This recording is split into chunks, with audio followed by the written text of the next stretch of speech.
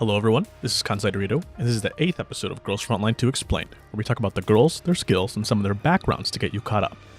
Today we're going to talk about Sharkry, aka XCR, aka the only American gun in the game! Let's go baby, USA, USA! Sharkry is an angel, and is perfect in every way, including but not limited to her appearance, her voice, oh shit, this is the wrong script. Sharkry is brand new to the Girls Frontline IP and makes her debut on Girls Frontline 2. Personality-wise, Sharkry is a cute and bubbly sweetheart, a natural in the spotlight and able to quickly garner adoration from all who meet her, except for a couple. For them, she hides a sugar-coated snark and hides a cunning, calculating interior, using her charm to get whatever she wants. Sharkry was supposed to be an idol, like Bepley for the URNC, but due to unfortunate circumstances, never saw it through. But Sharkry perseveres, doing her absolute best every day to be the best idol she can be, with a vengeance, hoping to one day surpass Bepley in popularity. Her weapon of choice is the XCR, a multi-caliber gas-operated modular weapon system designed by Robinson Armament Co. in 2004. But this gun story goes back quite a bit further. In 1965, the first of the almost 3 million US troops that would be sent to Vietnam would arrive in Da Nang, marking the very start of the balls-deep US involvement in the Vietnam War. Most equipped with two of the best rifles in the history of the world, the M14 and the M1 Garand. Unfortunately, the M1 was a little out of its depth in a modern battlefield and played more so the role of a stopgap, and the M14 was the right gun for the wrong war, the close quarters fighting and the heat and moisture of the jungle proving to be too much for a dear battle rifle to handle. The US would ditch their battle rifle and request a rifle with a smaller, intermediate cartridge. Eugene Stoner, a legendary firearms designer, would fill this order, taking the hell of a good time AR-10 and scaling it down to fire this intermediate cartridge, and designate it the AR-15. The AR-15 would receive a couple tweaks and improvements, smoke its testing, and be adopted as the M16, and despite a rough start, the rest is history. The M16 would be the main service rifle of the US, and would see it through many of its conflicts, but in 2002, the US would gear up for war once again, and the US Special Operations Command, or SOCOM for short, would define a weapon system, one that would replace all current assault rifles, carbines, battle rifles, and light sniper weapons. It would pitch its idea to gun manufacturers under this name Special Operation Forces Combat Assault Rifle, or SCAR for short. Some big names would answer this call, like Colt, LMT, and Dimaco, and a new challenger, Robinson Armament Co. In their first outing, they would create an incredible rifle, would draw inspiration from the AK, more specifically its gas operation system and long-stroke piston design, take the adjustable positioning gas system of the FAL, and incorporate the requirements of the SOCOM, coming in two main variants, the XCR Light and the XCR Medium. What does XCR stand for? Well, their website says I get to decide, so I'm going to choose Extra Cute Rifle, because Sharkry holds it and move on. The XCR variants can be rechambered for 14 different calibers with nothing more than a simple parts kit, and has all the rails you could ever need, making them incredibly customizable. It's all simple, low maintenance, and reliable as hell. Unfortunately, in the SCAR trials, the XCR was disqualified on a technicality, delivering their blank firing adapters too late to compete, and as with all gun design contests, the fucking Belgians would win the contract with their FN SCAR. Lucky for us, the XCR is still available to buy, continuing production to this day, and despite not seeing widespread adoption, more than a few have been sent, sold, and seen on the Russian-Ukrainian battlefield, so our girl has definitely seen some action, and reportedly, is damn good in the shit too. Speaking of damn good in the shit, let's get to it, and talk about our dear Shark, and her skills, cons, and upgrades. Her passive is Makeup Organization, which gives her 1 confectance point at the start of each round, 1 point for applying Overburn, and increases her crit rate against targets with Overburn by 20%. While this doesn't sound like much, Shark's ideal teams apply Overburn often, and she really can tear through confectants, though the skill helps her do exactly what she wants: burn confectants, burn enemies. Her C4 just straight up increases her damage, which is going to be a trend. It adds 2 new effects to her passive. Firstly, it adds 10% crit rate against enemies that are overburned, bringing it up to 30%. Secondly, it increases her crit damage by 3% for every buff she has, up to 15%, giving her 50% crit value for 1 fucking dupe. Absolutely insane. Her C6 gives her 1 stack of Zoom In at the start of her turn, Zoom In being a buff that increases her next attack's damage by 15% and deals more stability damage, stacking up to twice, giving her Shark more punch every single round. Basic attack is run-of-the-mill, dealing 80% of her attack and a pretty low 2 points of stability damage. That being said, Sharkry usually has at least a few buffs on her, and 8 tiles of range, which is on the higher end, damn near sniper range, so it's not terrible.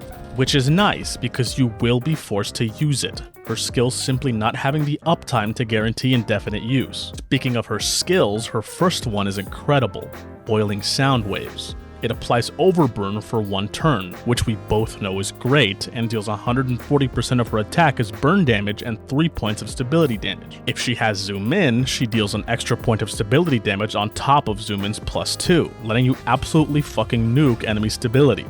All this on a 2-turn cooldown.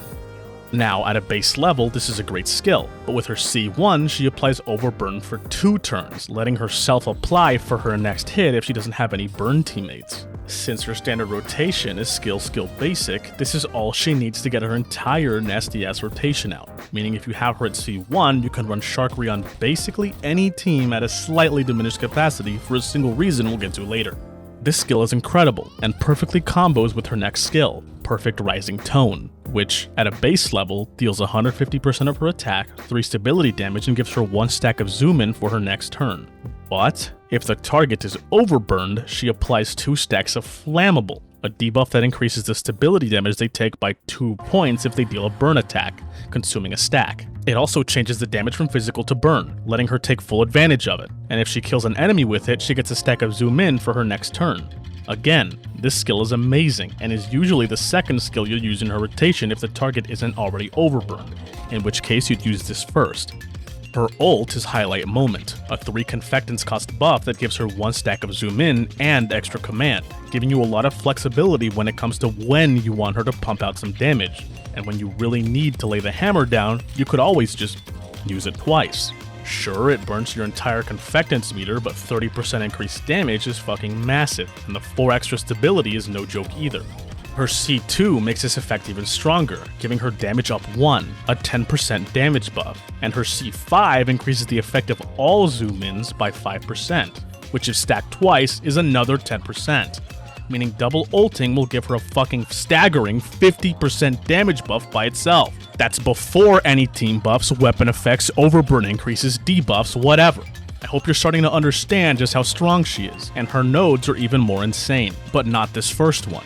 Her first node, Devilish Whisper, is mediocre. It's that common as hell +3 confectance at the start that basically everyone has, which in this case is made even worse because she gets 1 free confectance point at the start of each round, making this effectively 2 free confectance points. Look man, just skip it, there's better options. Like the next node, Thermal Feedback. You remember all the shit I said about why applying overburn is so important? Well, this is the fucking cream cheese frosting on the murderous red velvet cake. When an enemy in Sharkry's range, which is 8 fucking tiles by the way, gets hit with overburn, she follows up with a basic, up to 3 times per turn, making her basically fucking QJ. But with a rip and tear button you can press that QJ just doesn't have. This lets Shark fucking do it all, especially in tandem with a defensive shredding QJ, letting you absolutely fucking ruin bosses, elites, trash mobs, whatever. Pick this fucking node, okay? Do yourself a favor. Deadly Allure is okay, giving her Blazing Assault 2, a 15% damage buff at the start of her action if there's an enemy on the field with overburn. This is definitely more of a boss killer skill, and is really great there, but for general use cases, overburn is usually a death sentence when it gets applied to anything short of an elite, so living overburned enemies can sometimes be hard to come by. That being said, a Krolix passive, Embers, is an incredible way to keep this node up because she can apply overburn without putting out serious damage herself, increasing the chances of not killing the overburned enemy with a follow-up.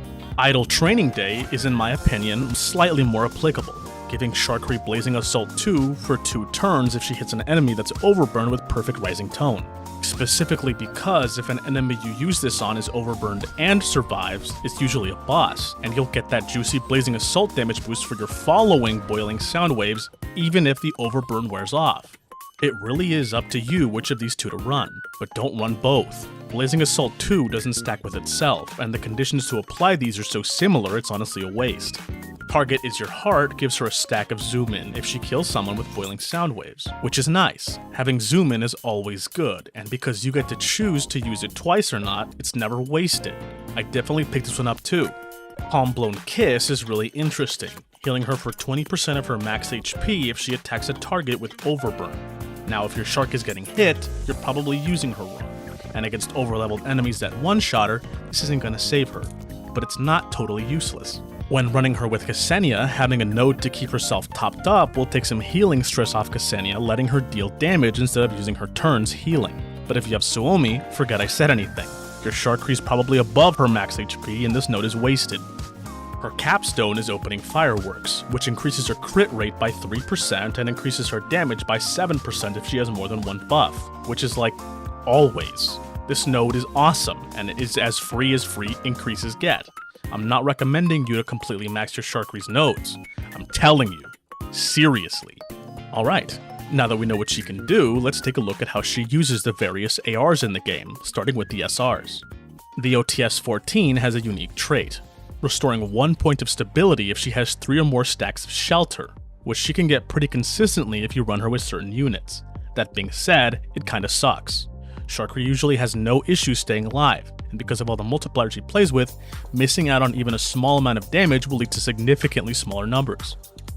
The effect is fucking useless for Sharkry, giving her 10 to 20% increased damage if she applies shelter, and this effect combined with the lowest damage of any AR means you should seriously just skip this one unless you literally have no other option. The other SRs all share a trait, giving Sharkry a random buff that lasts 1 turn if she's at full HP, which can honestly be really good at times, and it's definitely a step up from the OTS-14.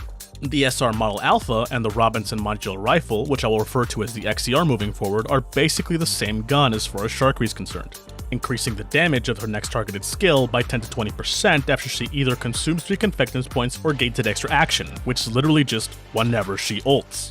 Both ARs have the same attack too, so they really are interchangeable, the XCR having a slight edge because it actually goes up to 20% and the Model Alpha peaks at 18%. These are both great options and give Shark a nice boost in her main damage sources when she needs them, but there is one better option, the QBZ-191. The QBZ increases all damage dealt by 10 to 20%, including her Y supports from thermal feedback upon receiving any buff, which means you don't need her ult to gain the benefits, making this a straight upgrade to the XCR and Model Alpha, all at the cost of 7 base damage. Seriously, this is her real signature rifle and gives her a literal 20% damage increase 24/7. And if you're free to play, this AR is seriously good, rivaling the SSRs. Speaking of SSRs, the Guerno has the lowest attack of the SSRs, but still more than any of the SRs, and a 15% attack boost to boot, which Sharkry eats up. Its effect isn't too bad either, increasing healing and damage dealt by 5 to 15% for each allied unit within 5 tiles, up to 15 to 30%, and if there's 3 to 1 units nearby, she gets 2 to 4 tiles of additional movement. Conditions aren't the hardest to meet, and at higher calibrations, damn near guaranteed. The reposition is nice too, letting her pop out of cover for an attack to avoid cover protection, then pop right back into it when she's done. Guerno is a solid and definite step up from the SR options at higher calibrations. Golden Melody is a very good option for a support attack playstyle. It's got a nice base attack, the second best in the game, and a clean 15% attack increase. The effect increases the damage she deals by 10 to 20% with absolutely no condition, which is awesome. Whenever she gains a buff, her next support attack does 10 to 20% increased damage, stacking 2 to 4 times, which again is awesome. If you've got an overburn focused team, I can definitely recommend it. She will absolutely tear shit up. But in my opinion, if you have QJ, give this to her. She makes better use of it, and Golden Melody is the only one of the SSRs QJ can use well. Sharkry's best option though is Planeta, which has the highest base attack of the ARs, a fucking wicked nasty 25% crit damage buff, and an incredible effect. Whenever she gets a kill or ends an extra action, she gets a permanent 4 to 5% attack boost to her active skills, stacking 5 to 8 times, meaning Sharkry can very easily get a 20 to 40% damage boost to her skills by picking off trashies or ulting, which she can do twice in a turn if you remember. She's at max stacks, she gets 2 to 4 tiles of additional movement, which is again incredible because it lets her take better angles and then fall back to cover. Honest to God, Sharkry uses this fucking gun better than Tololo does, so if you have them both, fuck Tololo. She can use a blue rifle. Give it to Sharkry. If I ever find out you didn't give your Planeta to Sharkry, I'll fucking find where you live. And for attachments, Sharkry uses Phase Strike, Burn Boost, and Physical Boost to great effect. I'd recommend Physical Boost for those running follow-up, Sharkry, and Burn and Phase Strike for everything else. Her attachment stats are simple, like every DPS. Attack, crit rate, crit damage. But if you've got Archons, go a bit lighter on the crit rate. She doesn't need it as much. Okay, now you've got all the tools to make your Sharkry the star she deserves to be. I wanted to start off by announcing my new Discord server, the Waifu Warriors, and wanted to invite all of you to join with the link in the description. I had a vision of a server where people could talk about GFL2, firearms, combat, and history, all in one place, with very little moderation, so you guys can focus on making good conversation instead of worrying about whether whatever you're talking about follows the rules. I'm probably in there right now if you're watching this on launch day, and plan to spend most of the time I spend on Discord in there, so if you want to hang out, again, link is in the description. I also made a platoon, also called the Waifu Warriors. If you wanted to join, you can apply in my Discord, or DM me directly. As long as you're active and above level 40, you'll fit right in, and even get a special role for doing so. Alright, now that that's said, I wanted to thank you all for watching, and wanted to give my special gratitude to my returning viewers. You guys coming back time after time is why I do it, and your great feedback is just icing on the cake.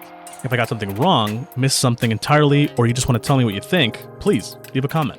I take great care in reading every last one. Remember last video when I made a stretch goal to become a millionaire in Guinea and franc and that I hoped it would last a while? Yeah, well, it lasted a day. A personal thanks to Anime Index and the other anonymous donor. Your support for my content lets me dedicate more and more time to doing this. I made another stretch goal, become a millionaire in Paraguay and Guarani, and will post all my donation posts made to it to my Discord. So if you'd like to assist me in that goal, my Ko-fi link is in the description. Otherwise, my super thanks and channel membership are still available, and have their own special roles in my Discord too.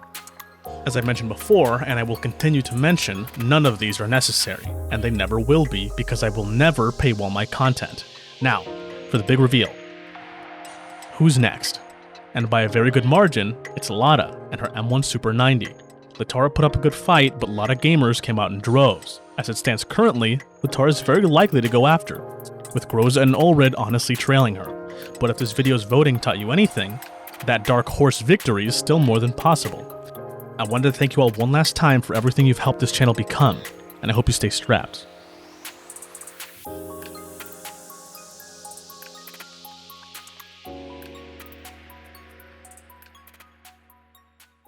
Let me fill in the blanks for you. Back in '64, the CIA gave up control of covert operations in Southeast Asia and handed it over to the U.S. military. That, McAfee's SOC was born. Now, aside from being a base for the Marine Corps, Kaisan is our launching point for all cross-border activities, mostly Laos and Cambodia. The missions are S&D, sabotage, black propaganda, strategic recon, POW rescue. You know, for shit.